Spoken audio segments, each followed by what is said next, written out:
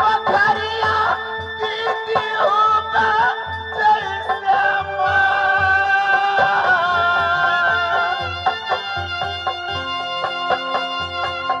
नटा पोखरिया में दीदी ही सामता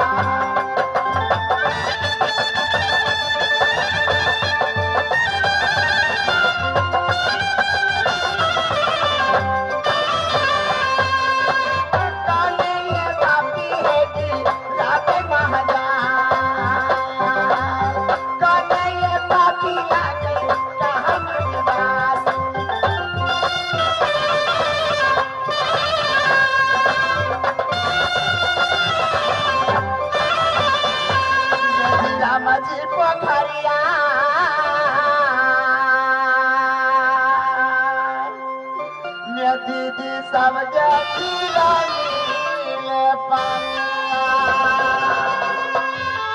लक्ष्मण पोखरिया जसिया जी पोखरिया की दीदी गहिला सा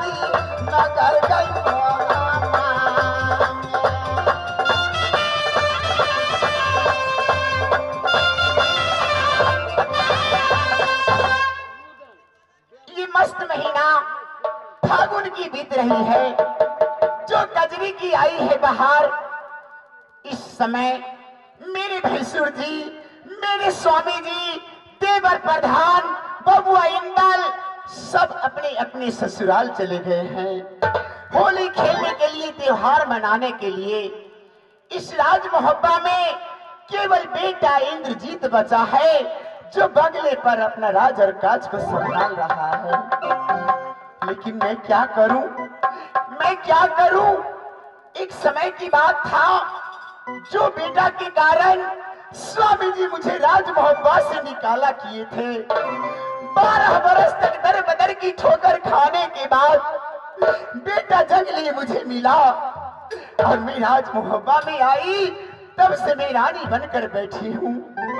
आज वही बेटा इंद्रजीत इस राज मोहब्बा में अकेला है।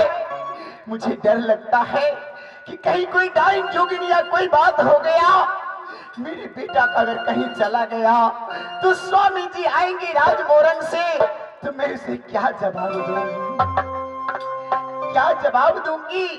क्योंकि बेटा इंद्रजीत बंगला पे रहता है और मेरे महल में तो नहीं आता। दीदी सोना के महल में खाना खाने के लिए आता है। इस बात गरहिया माँ जोइया दीदी अपन बाबुआ या ना ये बाबुआ के दीदी सब सुंदर महलों में।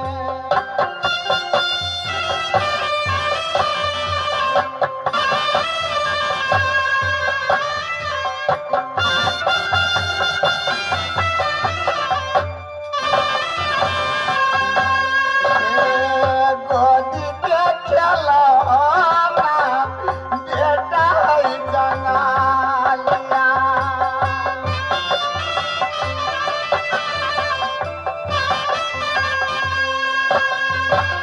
आना आई मेरी भवन में यार, रही आई जोही दीदी अपने बेटा को।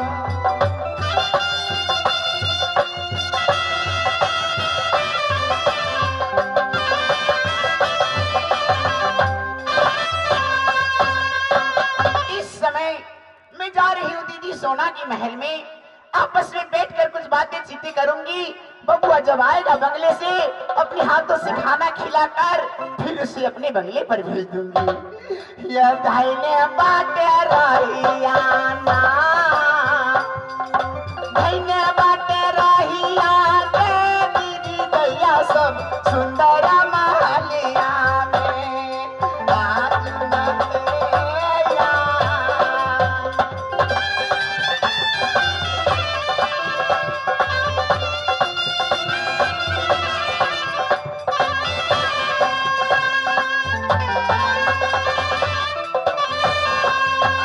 छोटे छोटे जगवारा, छोटी छोटी जगवा के दीदी गैया सब आज दिन पढ़ा गई सुंदर महलिया में या।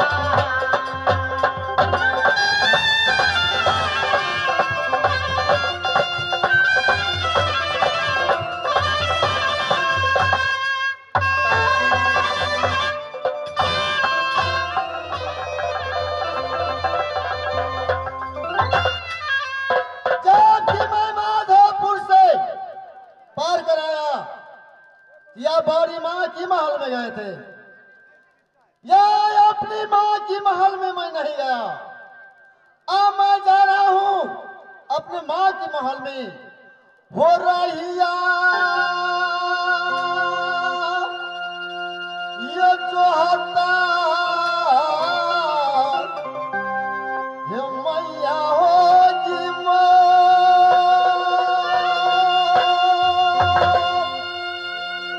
हो या ना चलो ना जंगलिया मेरे महलों में।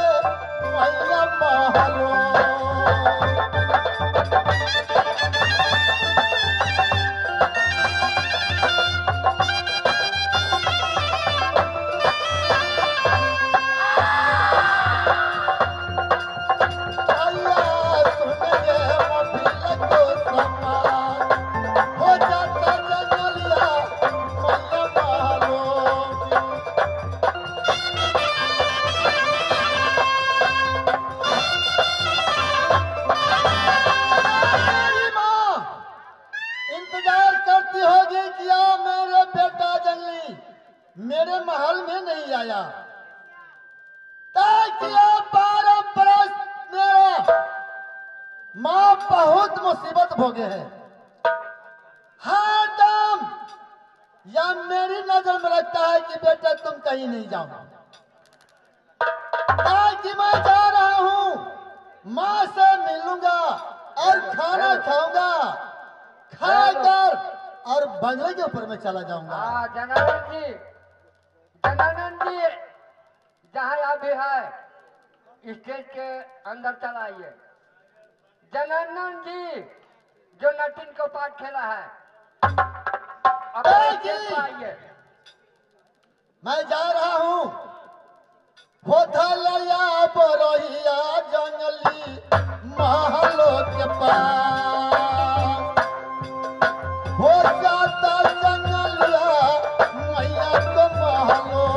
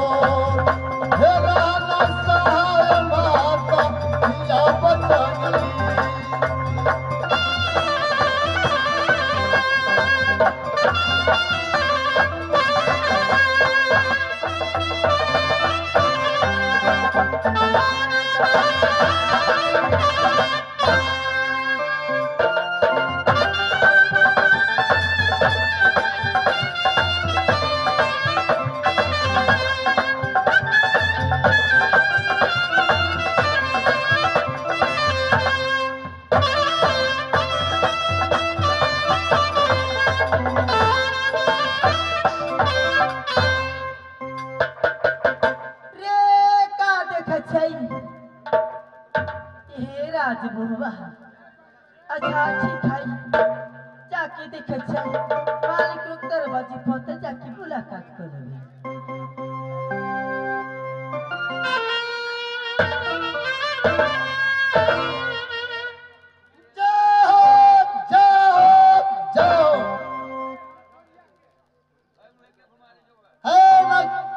तुम कौन है? किस लिए तुम आई है? महाराज सुनिए महाराज, मेरे मकान छपरा देश पड़ती है, मैं जात की नटनी हूँ। महाराज आज नाम सुनकर मैं छपरा देश में नाम सुनी कि राजभूमि में बहुत सी नारी लोग हैं। आज छपरा देश से चलकर नाम सुनी हूँ कि कजरा रमन में बहुत से सकल मिला संतोषी माँ की लगी। नाटिन सुनो, क्या भूई भूई आरी तो क्या कहमा लो कहमा के लगा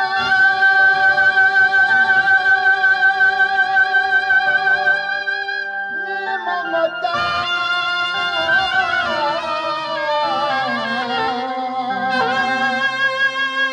ये किसका ये बेटी ये किसका भतीजी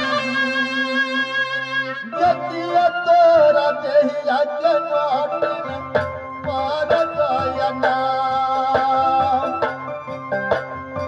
ये कहे कि कुशलिया के याद बंगला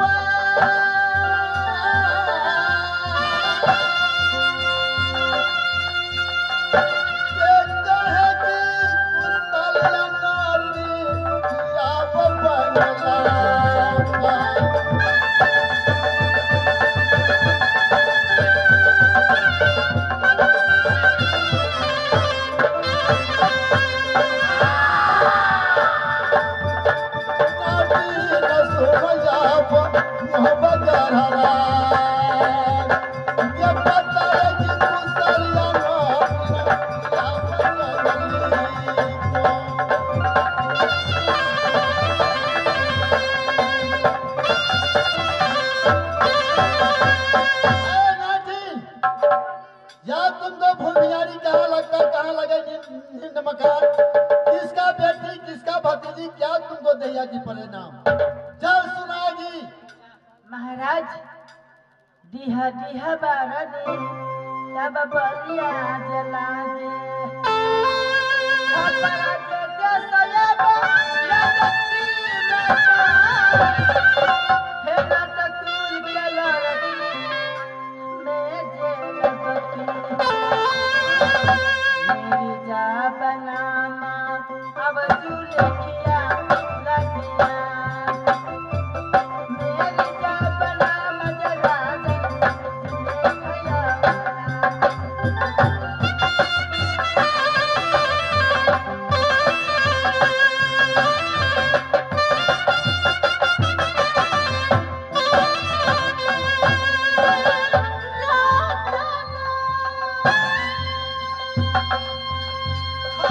मैं सुन रहा हूँ। सोना का चांदा देना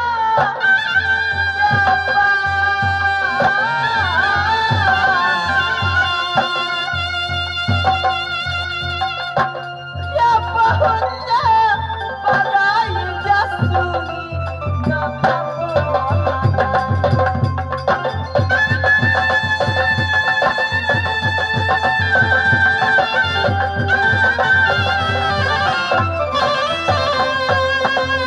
राजा नसना हमारी जबान बहुत बड़ाई सुनाया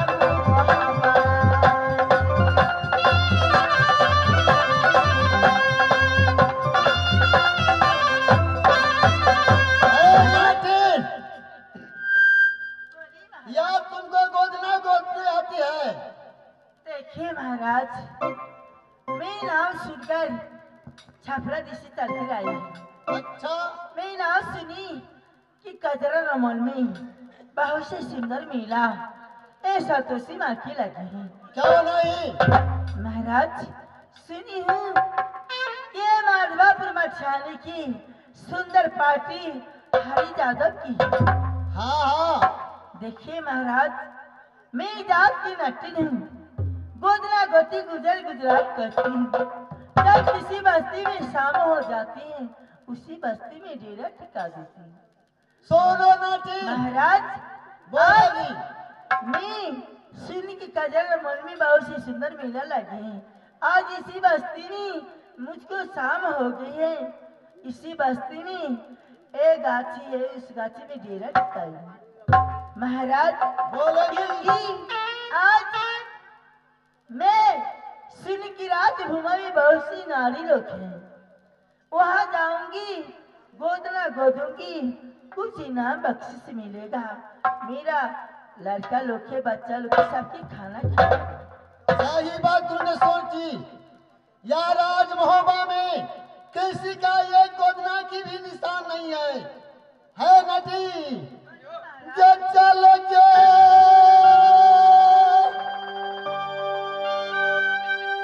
नटिनिया के जब महलिया के